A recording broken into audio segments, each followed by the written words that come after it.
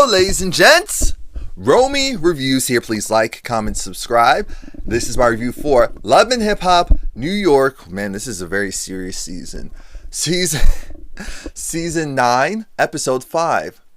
Gwinners and losers. The episode starts off, we get to see Baby Lex. So Baby Lex is there, and why I say Baby Lex as if he is a priority. Who are we kidding? Joe is in this house cleaning up because apparently Sin is like, that is not my job. This is your house. You do the cleaning up. She has her sisters. Oh, that food looks good. She has her sisters over, and her youngest sister has a promise ring. I said, wait, what? A promise? We're still doing, I promise to not cheat, lie, steal from you ever again, or to do in the first place if I'm really a G. I don't know, but Sin talks about how first comes love, then comes the baby. So I guess marriage after that. I mean, that wasn't my ideal order, but hey. And they're talking in Spanish while they're around Joe, just saying, you know, sis needs a ring, so what are you waiting on? What's going on? And Joe's just saying that when it's the right time, it's the right time. He doesn't want to feel pressured. This was a very Joe Button heavy episode, because then we have Joe talking to Safaree and DJ Self. DJ Self is there, and he's involved in all of this because this is around the time that Nicki had an emotional implosion on social media. This happens every so often. This is just something, as a Nicki Minaj fan, you've become accustomed to. A lot of artists do it, but because Nicki's such a huge star, it's seen differently. Now, this was around the time when she was doing interviews, and she was saying that Safaree stole money from her and used some money to get a hairline. I remember it vividly, because I was like, wow, the streets are wild. 2018 is wild. This will be a memorable year for all the wrong reasons. And Joe just keeps trying to tell Safaree, hey, why do you keep feeding into this? Yes, you should have the right to go and defend your honor and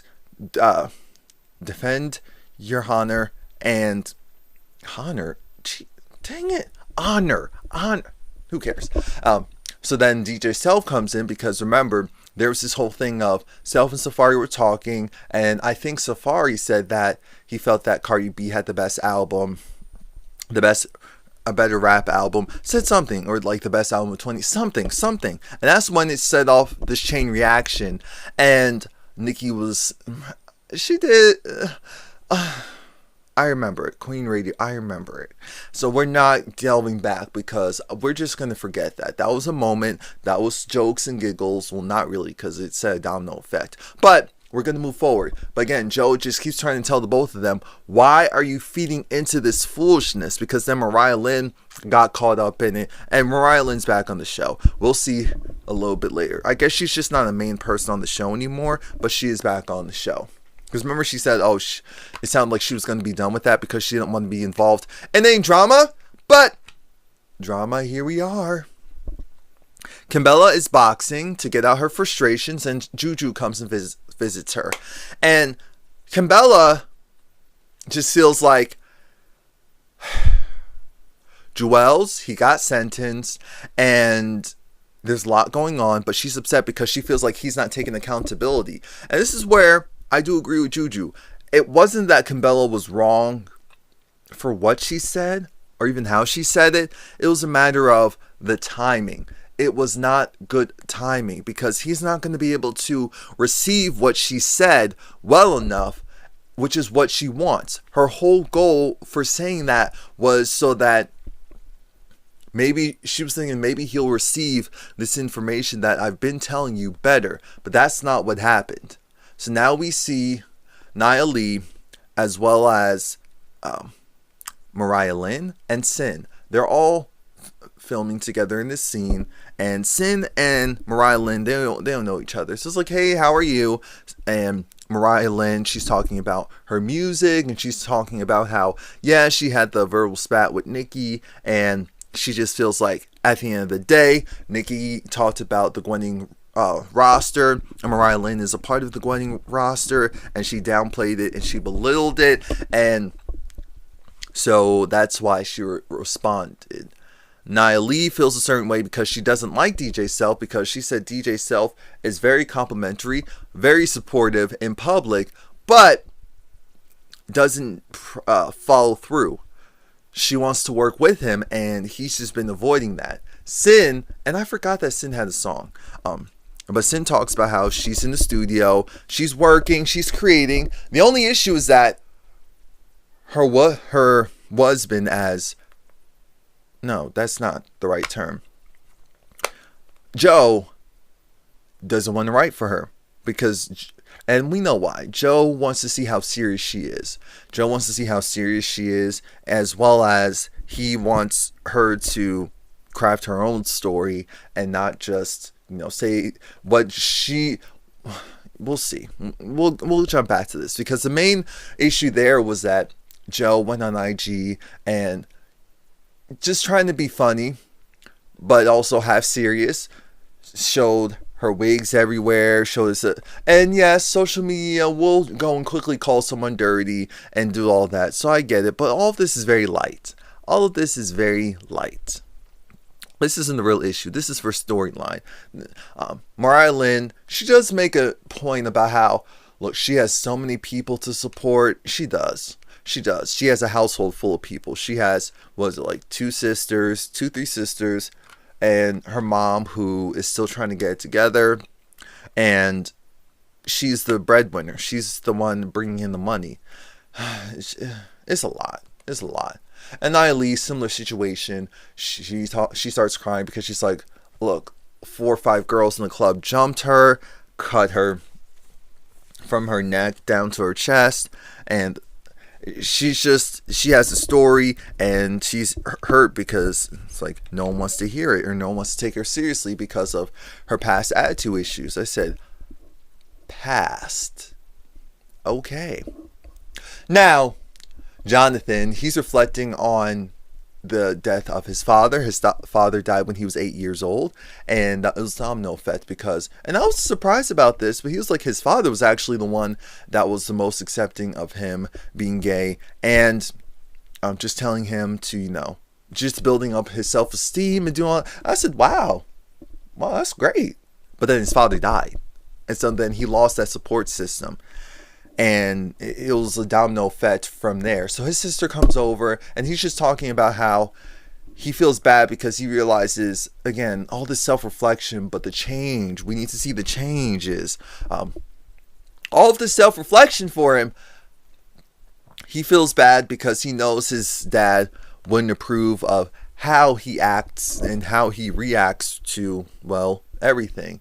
And apparently he's been taking anxiety medication, and he's been drinking with anxiety medication. He's been taking it for 8 years. So essentially, ever since we've known Jonathan, the reason why we've been seeing these outbursts and these just over-the-top dramatics is because he's high. He's high. Instead of the pills just by themselves and them working, doing what they need to do, he takes it with alcohol. And anyone who's ever taken any pill knows that you're not supposed to be mixing and matching. So I said, okay, now we're getting somewhere. Now we see Joe again with Sin. They're out for brunch, and Joe, he's just having general chit chat. Sin is talking about her music, and again, like I said, Joe wants to see Sin put in the work before he goes and helps her out, or just does it for her. And Sin's irritated because she feels like she has one of the biggest hip-hop commentators around right now in her house who's not willing to help her with her music, and if she comes out with something that's meh, it's going to be trash and garbage, and that's going to be in the end. It'll be, the train will stop before we get to the station, and that's not what she's trying to have. But that's only part of it. The other part of it is we're talking about a ring, and she says, hey, I want a ring. When is this going to happen? He said he wants to do it on his time. And I said, fair.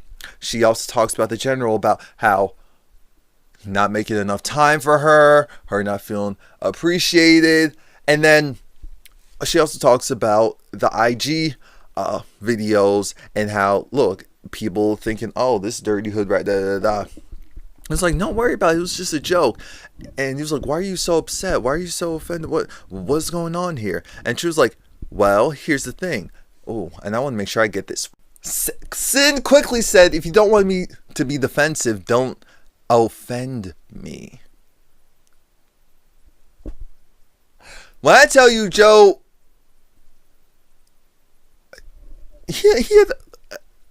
what? I had to watch that a couple of times. I said, oh, that's a bar. That's a bar. Put it in the song. Release it tomorrow. Anyway, Yandy's at home, and she calls, Mendici calls her, and Mendici wants to talk about, he knows that Joel's had his recent court hearing, and the details and all of that, and he just wants Yandy to make good with Kimbella because they're going through a lot, and they're really supportive of Yandy when Mendici's originally went away, and Yandy is tired of it. She's over the, oh, we're good 1 minute and then we're back to feuding the next. She doesn't want to do that anymore, and I understand. But when someone really helped you out, you do want to try and give them one last effort, just to say that you tried. One last. Now we're at Mariah Lynn's showcase, and the song wasn't bad. It wasn't bad. The problem is, because of the music that Mariah Lynn originally gave us, I was just kind of looking at this like, oh, this is an actual regular song. Okay, cool. Everyone's gassing up her music, and I said, fine. It's definitely gotten better, because that sounds like a real song. It's gotten better. So big ups to Mariah Lynn for that. Safaree and Mariah Lynn are talking, and now they're just cool, and they're also talking about homegirls doing too much, but that's not what we're here. That's not what we're trying to do. Jacquay is there, and we finally have the answer. Safaree said he feels a certain way because Jacquay is supposed to be his friend, and why would his friend go and say something about a robbery being an insurance scam? That's really hurtful. So then Jacquay said, no, I did not say that, and it's crazy that you even thought that. And Safaree, I'm just thinking, why wouldn't he? Safaree gets clowned all of the time, especially by people who say they are his friends. So why wouldn't he think that you wouldn't be capable of doing that too? But okay, they're cool now. They're great. You know, Cayenne just said that to say it. Who knows what the truth is? Whatever. Now we see DJ Self, and he comes over to Sin and Nia Lee. Nia Lee is very upset because Nia Lee feels like, hey, you were supposed to be, she sees him as a bro, and Self said, I don't see her as sis, so what is going on here? And her main gripe is that you go and you show me love in public and gas me up, but when it's time to go and maybe have me on your show, maybe go and play my song for like 30 seconds on the radio. If we're that close and you believe in what I'm doing, why can't you do that? And then he said, here's the thing, you don't handle things correctly. I thought, oh, is that the case? He said, you don't handle things correctly. You have this idea that, oh, if I just go and don't go through the proper channels, or if I hit you up a certain way, then I'm obligated to do that. I get hit up by so many people who actually are, he didn't say this part, but I'm thinking, he was probably thinking that I actually have things going on that I can't even help there. So for you to go and act like I am just supposed to be able to help you. Here's the thing, because it sounds stupid. It sounds stupid. They aren't close. Nia Lee probably doesn't have that many people saying positive stuff about her and her music in the industry. So someone like DJ Self, who's consistently done that. She's expecting more from him than he's obligated to give. And that's the truth. That's the truth. He probably doesn't really trust her and afraid that she'll pop off, and he already has a bunch of people popping off. He can't add another person. I think that's the reality that's going on. Even though she is changing, even though she is growing, if she's still reacting to getting upset and storming off, now again, it's better than going and swinging. Definitely better than going and swinging. Remember to like this video, leave a comment, and subscribe and come back.